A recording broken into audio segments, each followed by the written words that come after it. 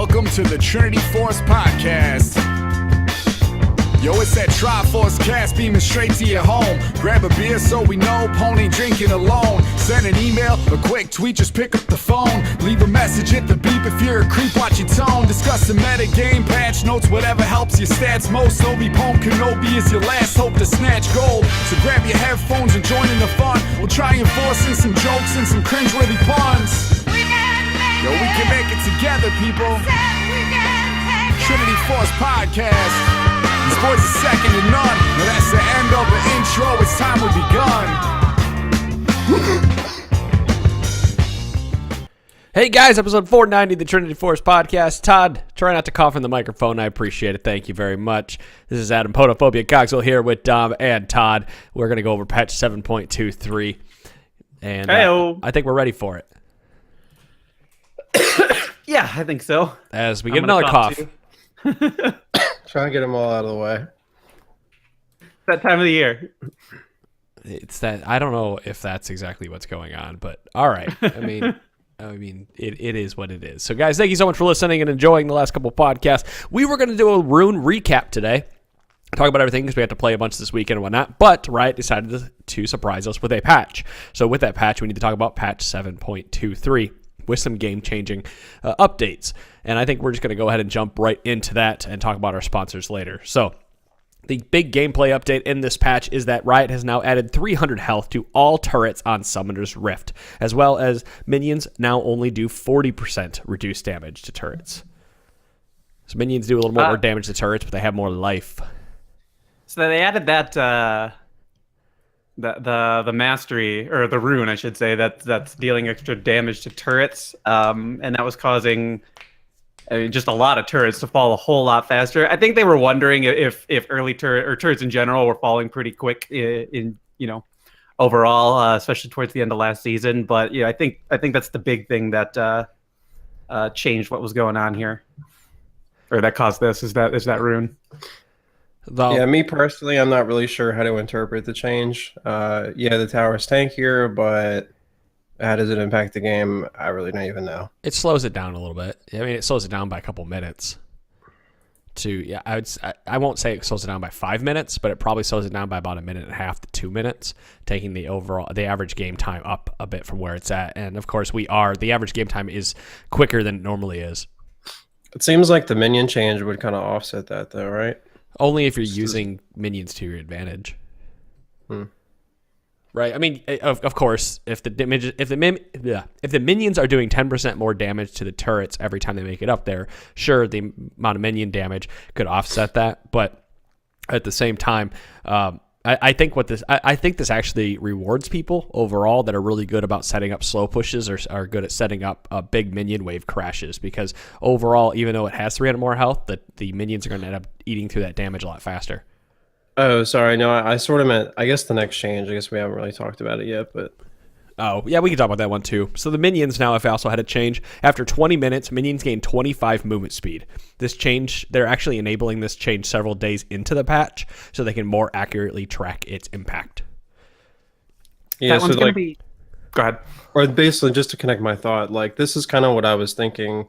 It sounds like the turret change, they want to slow down how quickly that first turret goes down to increase the game length. But I think once the minion movement speed bonus kicks in, I think that's gonna basically take game length away. So it's just a little bit confusing to me that they're doing both of these at the same time. Yeah, this one's gonna be harder for people to really notice and feel. Like the average player. You mean maybe at really high MMRs and probably at pro play they're gonna notice this a whole lot more. But for I think the average player, this one's gonna be a lot harder to track. It's not till 20 minutes in the game, so it's not like it's not like around 10 or 12 minutes when the first turret falls and you're waiting for that wave to crash into you. But I'm curious how this impacts slow pushes as well. I guess it just potentially means that the waves could just be in a different spot on the map when they start crashing into each other. I mean, I guess it's all minions, So in theory, like they're just moving faster down the same, towards the same collision point anyway. Yeah, I mean, well, I guess we'll see how. Just like Riot, they're not sure how it's going to impact the game because they're not turning this on right when the patch launches, which is later tonight, I'm assuming. And I don't know what several days means, if that means a week, but I'm sure they want to give time for the rest of the changes in this patch to settle a little bit and see some of the data before they turn this on. Which, it is possible they might not even turn it on. Yeah, these ones are really difficult to interpret past the health thing. Right. It's what a lot of changes that happen. I should try to start keeping a document if I can remember to do it, because there's a lot of changes that happen throughout patches that I go, all right, this is going to be meaningful later. Like, of course, it's meaningful now because it means that turrets are going to fall a little bit more slowly than they previously did, and of course, there's a lot more burst damage out there, like Dom said with the runes. But I'm curious if that 300 health doesn't end up getting halved or reverted later on down the line in Season 8, somewhere halfway in between, because they added it now and the game slows down too much, and now games are taking too long because that extra 300 health in the turrets is really, really, really impactful. So I think it's one of those we keep our eye on as the game continues, but as of right now, all it just means is it slows the game down by 30 seconds to a minute. And there is a concern if the damage to turrets rune is so powerful that they had to add 300 health to turrets. Aren't they just balancing around that rune and almost making it required on 2 or 3 people on a team? Otherwise, you're going to have a really difficult time taking turrets. Or you're not really difficult, but it's going to take you meaningfully longer, and that could be the difference between taking something and it being standing, and by virtue of that, you have to regroup and start up a new siege or something. Yes, but on the other hand, does something idle thought there. But on the other hand, does this not make taking the Earth Dragon or the Mountain Drake more beneficial early because you're getting extra damage? Also true. Yeah, because right now not a lot of people are taking that. We've talked about that in the past. If you want to listen to that, go back 10 episodes or so. But I'm curious if true, but like ultimately that's an RNG thing. You don't have any control over whether or not there's an Earth Drake. Right. A lot left to be said with that one. Hard to really pin down exactly what's going to change with an extra 300 health on turrets.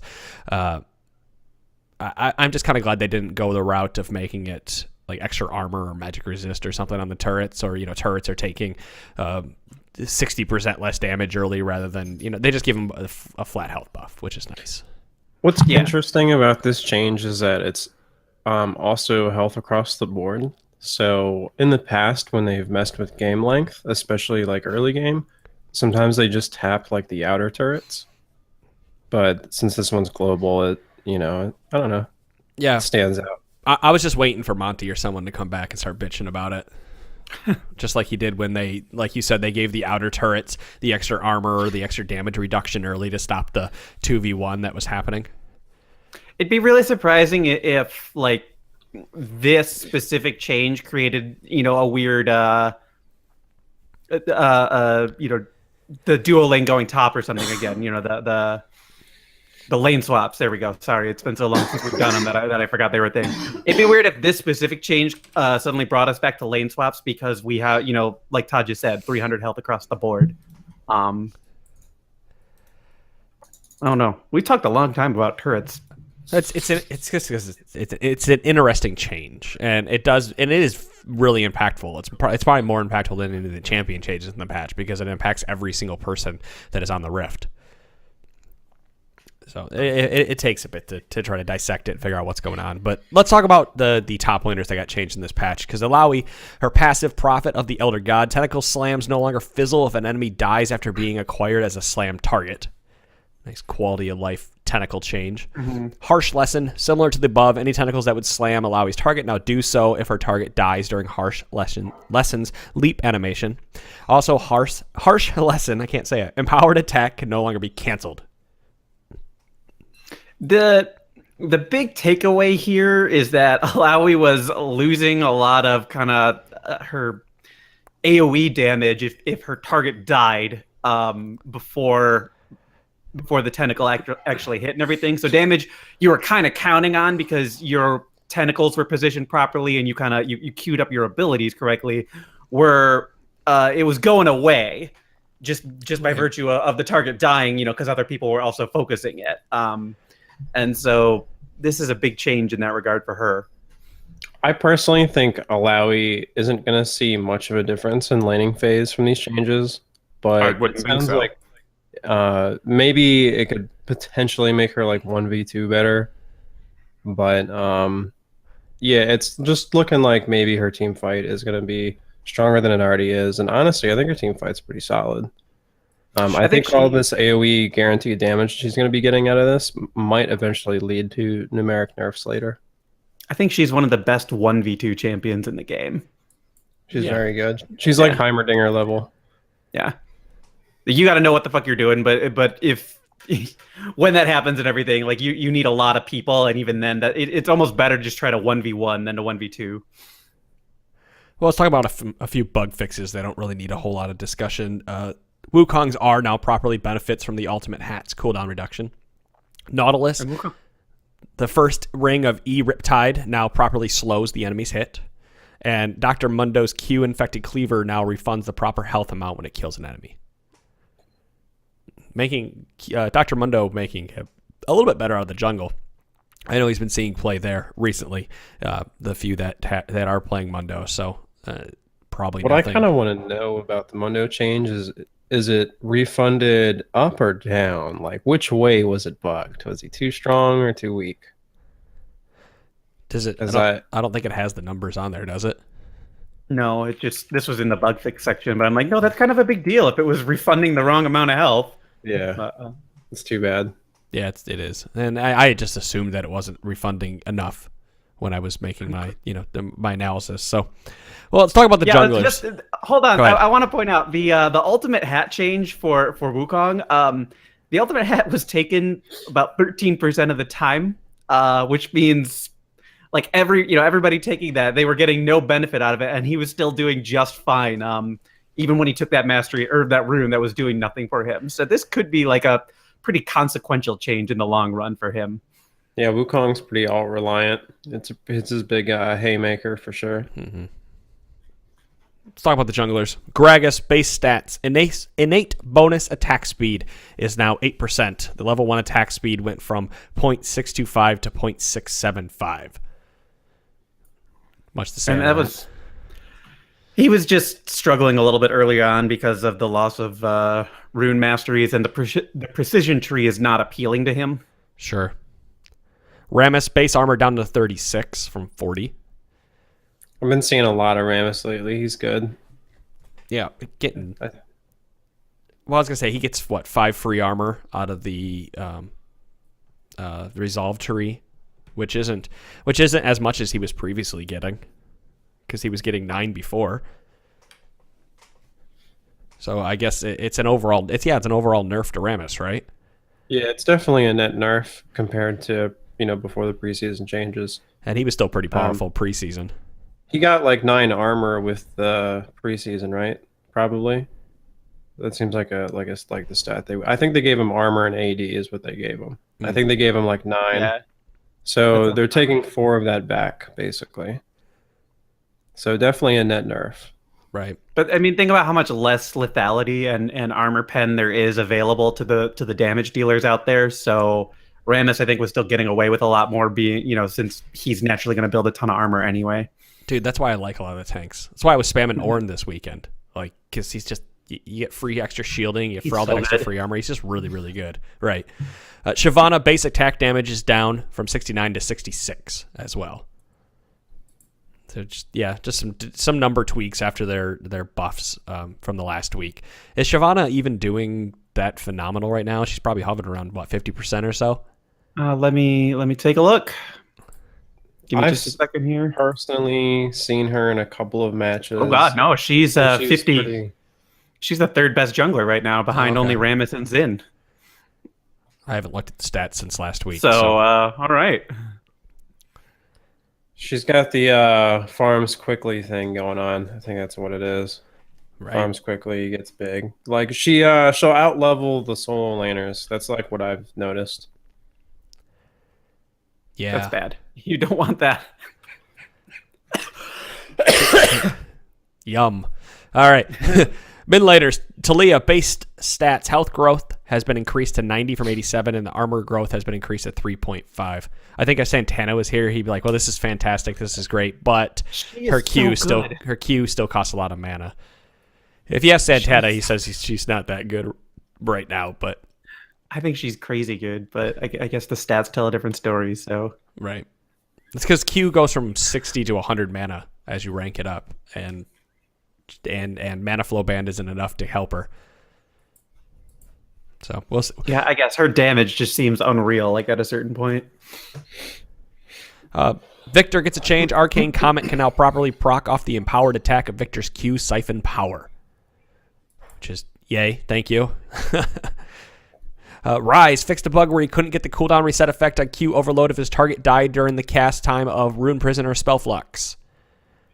Just a bunch of bug fixes for him. Woo. Isn't Rise struggling like super hard? Yeah, Rise is really not doing well. So yeah, well, he doesn't want phase or anything because he doesn't want to toss an auto attack in between. Right. He doesn't have time to. Phase Rush rather is what I'm thinking of. Jinx, she gets a change on this patch. Flame Chompers. Enemies rooted by Flame Chompers now have any in-progress movement abilities stopped. So movement abilities as in like extra speed or dashes. Oh, okay. Now I get it. All right. I was trying to think what that would be doing. So basically, yeah. So it's like if Lucian tries to dash or something over it and everything, now he can't just he won't keep going and then like be rooted at the end is what was happening, or was he just ignoring the root altogether? He'd probably be rooted right in the spot. Right. Yeah. Supports Bandit. The Bandit passive on Ancient Coin, Smell Thief's Edge, Relic Shield, and their upgrades no longer incorrectly grants gold for nearby minion deaths while you're dead. Wow, great. Thanks for the... I'm glad that one got fixed. I did feel like I had a lot of money. I mean, I tried to not die, but I did feel like I was getting quite a bit of money, so there's a reason to think that this was feeding into that. Yeah. Rakan, the quickness, now properly benefits from the Ultimate's Hat cooldown reduction. This was Rakan's second most popular rune, and he, much like Wukong, he was hovering right around 50% with it anyway. I was taking this one a lot, and I had convinced myself that it was making a big impact on things, so I'm actually excited to see what happens when it does work properly. Well, if you guys weren't paying attention, there were some mid-patch 7.22 changes, so 7.22.1 or .5, right? You can't really do like a 7.5. And in the future, we're going to try to cover these as they get announced. We just had so much information to cover with the rune stuff that I held off on bringing this up until we were done covering that. And then Riot surprised us with an early patch. Right. These ones we can't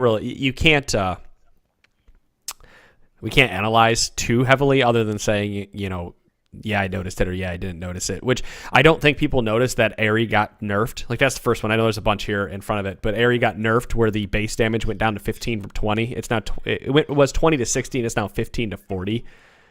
And it now deals the correct damage. I don't think that one was in there. I think it's just the champ changes that happened. Oh, wait. Are these runes on this patch? I haven't, honestly. The runes are on this patch. The other stuff was just... I'm sorry. Yeah, I misorganized this. That's my bad. Okay, never mind. Well, then, I was going to say, I don't think people are noticing that because people are still running Aery, but now maybe That's they my won't. bad. That's on me. Yeah, the mid patches were like Searing Charge and Ornn. The damage was increased by 10 at all ranks. Shockwave damage, same thing, 10 at all ranks. Nunu's base health was increased to 590, and Ivern's Trigger Seed was increased by 5 early, going up to 25 later.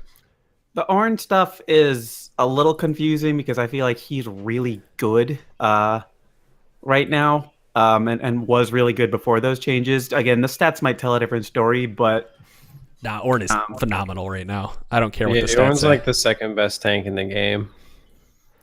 The Sona changes, I guess, real quick. They dropped her base armor by 2 down to 28, her base AD by about 4 down to 46, and then her W, Aria of Perseverance, the base heal has lost 5 at all ranks, and the shield strength has lost 5 at all ranks as well. Those are the bigger changes. Sona is still really, really good, but they brought her from a win rate that was out of line even among all of her contemporaries. Even among her contemporaries who are out of line, down to right in line with the other champs that are out of line, like Leona, Tarek, Nami. Above and beyond to above. Yeah. Right. Yeah, you're right. Then, Nami, Tarek, Leona all doing roughly 53 to 54%. Sona doing 54. Sona was at like she was at like 58 or something before the changes, so that's why. Like it's just 5 on a whole bunch of things, and you think that wouldn't be that much, but turns out I misspoke. She's at 56, but that's still pretty crazy for Sona. And honestly, the best supports in the game historically tend to hover like 55% plus. Yeah. Whenever Janna's like the best character in the game, she's like 55%. I think when Tarek was good, he was like around the same thing. When the tanks are really strong and in meta, other than Alistair, before they changed the way his combo works, now it's like, auto. But back when it took a lot of mechanical skill, like he was still lower. But yeah, supports tend to hang out around 55 for some reason when they're really good. I was just pulling up the stats. Tristana jungle at 42.3% win rate. It's cool that that's a thing. I mean, sure, it's a thing, but it's a thing that people saw a Chinese player doing, or no, Korean player doing it, and then decided they were going to try it. Yes. The support mages are really struggling right now. Like the tanks and the enchanters are all doing fine, and varying degrees of it, but like the first actual mage at even just if you want to call it fiddlesticks is still below 50%, and that's the first mage you get to. I haven't seen any Darius, and all the Darius players are saying he's not good right now, but I don't know if that's true. It's probably not. I haven't played him either. So I'm also looking at these because before we keep going on with some of these, we were talking about Rammus. He's the second winningest jungler. With these changes coming out, I'm assuming it drops him down to probably the 6th or 7th winningest jungler, but he's still going to be really good even after the changes. I mean, Rammus should be good. Rammus shouldn't be good into, or maybe it's Rammus shouldn't be good against all comps. So I always kind of expect Rammus to have a higher win rate than normal because you're not, most people aren't just going to pick Rammus because he's up. Sure. It's a very calculated decision. That's the hope at least. I think Rammus's biggest thing, like Adam was saying earlier, there's just less penetration in the game, and that's all the way down to the masteries and stuff too. You can't get 7% flat pen, magic, or armor anymore from the offensive tree, and Rammus just gets so many stats. It's just crazy. Well, so yeah, he's gonna be strong. Yeah. Of course. When you can't hurt him, he's always going to be strong, which he was previously. So hopefully this knocks him down a peg. But I haven't seen Rammus at all, regardless of what the pick and ban rate of Rammus says. Shyvana actually has a lower ban rate than Rammus does, a significantly lower ban rate, and she's doing just as well, if not better. No, so we'll see where that goes in the next couple patches. They're making some changes to runes as well. Of course, we all expected that to be coming. Summon Aery, as I said before, the base damage has been decreased. It was 20 to 60, is now 15 to 40, making Comet better, even better than it was previously. And every time I've looked at my Comet stats, I've been hitting upward of 80% of all my Comets, making it so that I'm doing more damage overall over the course of the game than what I'm doing with Aery. So I think, honestly, I think people just like Aery because they can rely on it more during laning. Laning is when you're most likely to be missing comets. Yeah, I just think it's really easy to hit Comet regardless. You don't even need a slow really to hit a Comet on anybody. It goes out more than less quickly enough that people are being hit by it, like on the edge, because the hitbox is pretty large. I think Comet's relevant too. I tried Comet on Garen, and as a melee character, even in lane phase, I had like a 62% landing rate, I think, at the end of the game, which is like pretty high. Let's talk about Predator. Cooldown has been decreased. It was 180 to 120. It is now 150 to 100. It's almost 118. That's a little scary. Hecarim is going to love it. Yeah.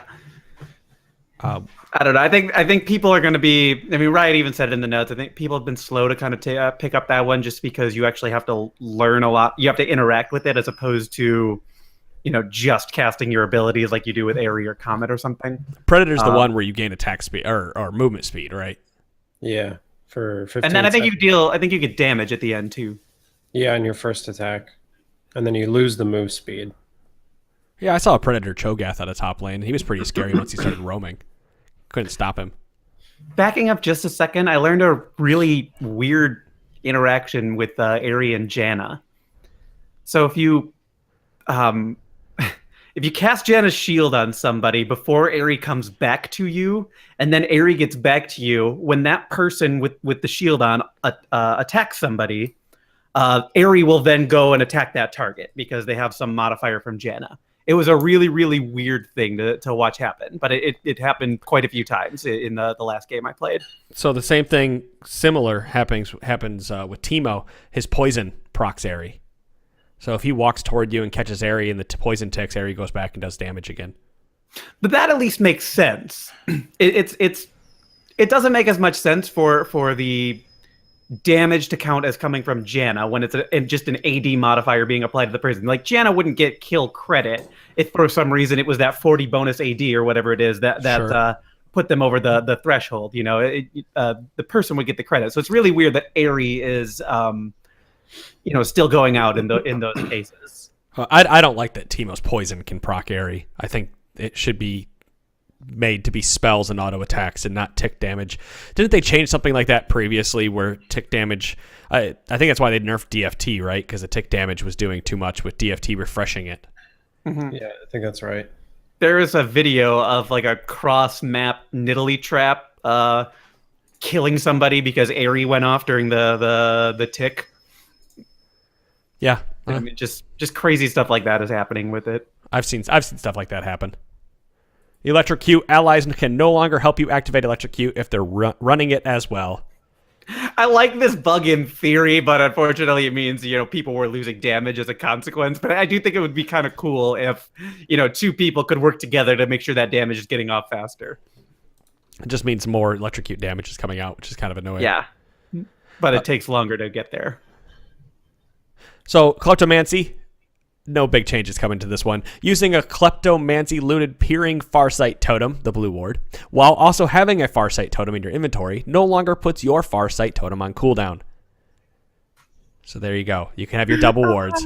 That would have felt so bad. It never happened to me, but yeah, when I have played Kleptomancy Ezreal, I feel like I have too much in my inventory going on at one time. I feel like I'm constantly using everything that comes in so I can have an open spot for something else. I know it automatically consumes it, but there's times where I want to sit on a totem, or I want a ward or whatever it may be, and I'm getting all these potions. So, zombie ward, killing a zombie ward now grants 1 gold. I understood why they didn't cost anything, or why they weren't giving you anything. It's like, these are back from the dead. They shouldn't be coming with any rewards. It did feel shitty every time you killed a ward, then to see no gold come up, and I was like, oh, I wasted the half a second or whatever it takes to take that action. I don't even get anything from it. So this will be, it's not that big of a deal, but you'll feel better. It's also confirmation that you killed it, right? Because you see the little pop up, and like if you smack it and walk out of the bush, you see the 1 gold pop up. It's confirmation as well, which I think ends up being, for me, that's a bigger change, so that I can confirm that I actually killed it. Because there's no death animation; it just disappears. Well, and they by nature they blend in with the surroundings a lot better. So whereas the yellow really stands out. Right. Hextech Flash Traption. Taking the Hextech Flash Traption rune no longer prevents you from buffering inputs when casting your normal flash. Okay. Well, didn't know that was happening. It sounds like a weird bug, yeah. I got nothing. Presence of Mind. Champions with clone abilities no longer trigger Presence of Mind when their clones expire. That's a positive change, right? It's a Shaco change. Should be. Yeah, and LeBlanc. Oh yeah, well those characters And are Wukong. so And it's Wukong, I guess. And that's the patch. That's it. There's minor little tweaks and whatnot coming out of this patch. I still feel like I have no idea what's really good and what's not good just yet.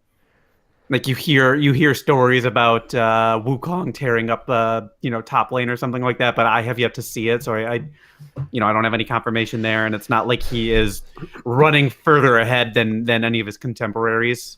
Right. In my opinion, the game is still where it was previously at, in terms of what is powerful and what isn't. I mean, of course, there are some changes overall with like Zen and Shyvana being really, really good, and of course some of the other junglers that popped up like Shaco and I guess Wukong a little bit is up there too. But overall, I still think the game is where it was previously, because any bot laner, let's say Misfortune, right? Like she's super, super powerful. She's a crazy. She gets crazy ahead early, but she can't hold a candle against like Tristana going into the late mid game and whatnot. So if the game gets to that point, those characters are still doing really well and the game is moving forward. I still think tanks are really, really well early, really good early, regardless of what it's saying. Like basically what I'm saying is all these stats say these things are good, and if people know how to press their advantages, they're going to make use of it, like Teemo. But you still have the same shortcomings you previously did when you have a Teemo on your team. And so if you can weather the storm, you're going to end up winning the game by having your traditional team comps. And I think eventually the meta will settle back down toward that. I'm sure a few buffs will come, or nerfs will come here and there to those outliers like Teemo, but overall, I'm really happy playing. I played Ornn out of the top lane this weekend, and jungle, and did decently well with him without ever having to play him. Every marksman that I play, like the normal marksmans, are doing well, and I still don't feel like Jhin is any better than he previously was. And I don't know. I kind of feel like the game is really where it was at. People just need to, stop experimenting, but continue experimenting, if that makes sense. Like, I want you to experiment, but if the people stop, they don't realize the game, is still working because these champions are still powerful. Yeah, the big thing that I noticed is just that tanks are really good and enchanters are really good, but mages, like, I love playing Morgana normally, but right now I just don't even want to play her because I know that she and her contemporaries are just not doing that well. Sure. I haven't noticed any long-term patterns because it's been maybe 2 weeks, and I think people have just shifted several times. Like it was like electrocute, and then press the attack, and now Aery is like big one. And like they all seem like they're strong in a way, and they all seem like they have their trade-offs too. And I don't know. It's still too early to say. I've barely figured out what I really prefer on the characters I play, let alone what the full impact of everything else is. Yeah, left to be said. We need more time to play on it. That's what this whole preseason's about. We'll keep saying that over and over again, because I'm looking forward to going out there and trying some other runes on champions, like again Ornn or I played Garen last night, and hell yeah. What's funny, Todd, is I really like playing Garen. And the problem goes down to is my mechanics on a melee champion aren't as good as they previously were. So I find myself fucking up here and there. But even champions like Garen are a lot of fun to play right now, regardless, if you say the runes aren't benefiting them, because surprise factor. So I've never really, I guess Adam was a Jhin one trick, but when I kind of started playing with him towards the end of season 6, he was playing more than just Jhin at that point. So Todd, you're really the only one trick I've ever played with, and having played so many games with you, I now get like another Garen who isn't you in my games, and it's just disappointing to see the stuff that's going on. It's like, oh, they don't know what they're doing. They don't know what they're doing. That person should have been dead. Like I've seen Garen do that 1,000 times, and this person just screwed up everything. That's unfortunate, dude. I try to set the bar high, but damn, dude, maybe I'm putting more negativity in the world than I realize. No, you're not putting negativity in there. Maybe it's just you are setting the bar high and everything. But that's my singular experience and everything, because I've played with you so many times. Oh, most people don't have that experience with Garen. Dude, you know what's funny is like I've played ranked games before and like just had like an average game, and they'll be like, "Dude, you're like the best Garen I've ever seen." And I was like, "Thanks, man. I really appreciate that." That's funny. There's not enough bush camping. Is what's going on. Not enough bush camping. That. I think a lot of a lot of Garen players who are just adding them, have him in the rotation and everything. I think they want to be tankier than they really need to be. Oh yeah. whereas Todd is only focused, really only focused on damage unless he absolutely has to build tank stats for some reason. Dude, I get it. You just don't feel like you do anything if you have those tank stats. You just got to run in and fucking blow one person up and then hope you walk out. That's all it is. Yeah, that's how he plays, man. He's an assassin who trades mobility for durability. Easy enough.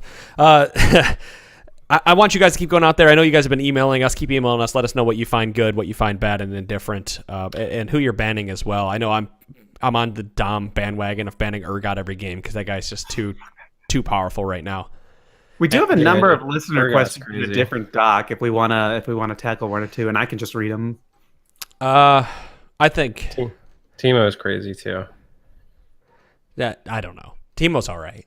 He's just annoying if you're a melee champion. Like he's the same as he's always been, right? He just maybe does a little bit more damage now, which is what he needed to be pushed up to the top. But I don't know about the listener questions. I think we might just leave it there. If people are around tomorrow night, maybe we can just do a quick listener question episode as well. But I'd like to leave it at this as a patch episode overall. Okay, I think that would work out pretty well. it's fine. So, yeah, we'll just call it there. I know it's only a 36-minute episode. You know what? We'll try to knock 2 out this week if I can get people around tomorrow night. Otherwise, it's going to be 1 because Thanksgiving week, and then we'll be back in full force. It is the end of the year as well. And if I can't, hell, I might even release a Champions Like podcast for you guys to listen to. We did, was it Olaf? I think they did Olaf or Jax. One of the two they did. That's coming out. I got to push that out tonight. And we'll have another one out for you by the end of the month as well. So patreon.com/TForce Network. You guys can grab 2 Champions Like podcasts a month. And we're going to try to keep pushing those out as best we can, and we'll put one out to the feed for those new listeners that might want to subscribe and get it. And that's $10 a month. It's, it's a little bit of nothing. I know that holidays are coming up and money can be tight. So don't worry about giving us if you have to go buy your significant other a present or whatever it may be. But we do appreciate anything you can give us to help us keep the lights on and keep giving you guys good information. So I'm going to call it there. 37 minutes into the podcast. Guys, thank you so much for listening to Trinity Force podcast and being part of the Trinity Force Network. We hope to see you in Discord and in game, and we will catch you all later this week. Have a good night. All right. See you, dogs.